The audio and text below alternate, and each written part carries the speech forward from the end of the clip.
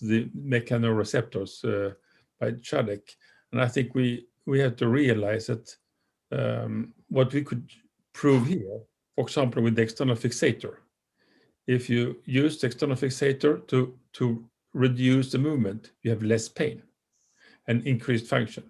In the same situation, if you do a sacroiliac block, you can reduce the pain and improve the function. I think that is what I will tell. So it's a function of the ligament. Is the ligament the pain generator, or is the interosseous pressure the nerve generator?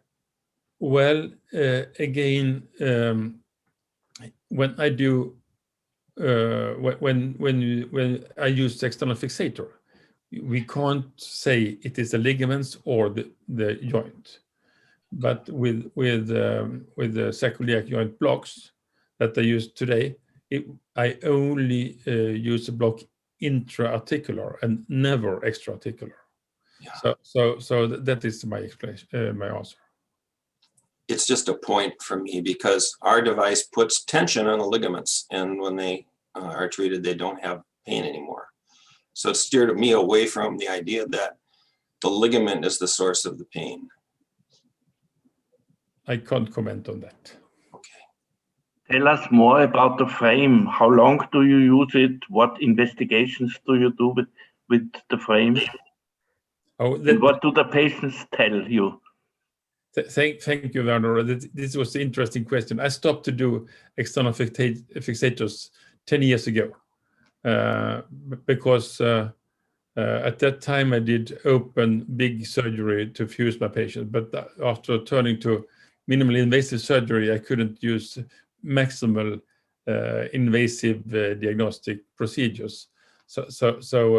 But the cases, if I report the patient, they're happy to walk around with the external fixator. It's quite strange because it is quite painful. If you have not pain in the sacroiliac joint, if you have no pain, it's not so very good to have an external fixator. But if you had pain before and then you put the external fixator on, then the patients were happy. So it's quite a strange situation. But today I only do blocks. Thank you. Yes, if I could follow up on that question. So as we've heard, David Polly's outcomes didn't rely on the block so much, but using the external fixator, if you believe that is very reliable in diagnosing the pain by relieving the stress, what is your opinion on the reliability of the intra-articular block of the SI joint if you use a low volume as was described? Well, to be honest, I am very satisfied to do blocks. I think I have done myself about 500 blocks or more, and in at least 90% of the cases, I would say I'm successful to do intra-articular blocks. But it's a point of question. I always test the patients with functional testing, and it is not the topic of this speech, but we can always talk about it. But from my point of view, I think they are very reliable. Yeah. Would you please comment on the biomechanical force of the muscles anterior to and posterior to the sacroiliac joint, like a rectus abdominis muscle, sartorius, external oblique muscles? Because we see that problem mainly in pregnant ladies. I don't know, that's related to the weakness of the muscles or related to the stretching of the ligament posteriorly.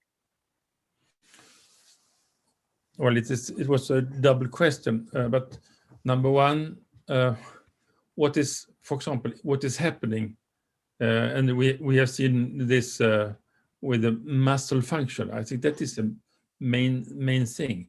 If you restore the muscle function, then you will have good function also in the sacroiliac joint, because the transverse muscles are the most important from the front side, and the glute max is the most important on the posterior side.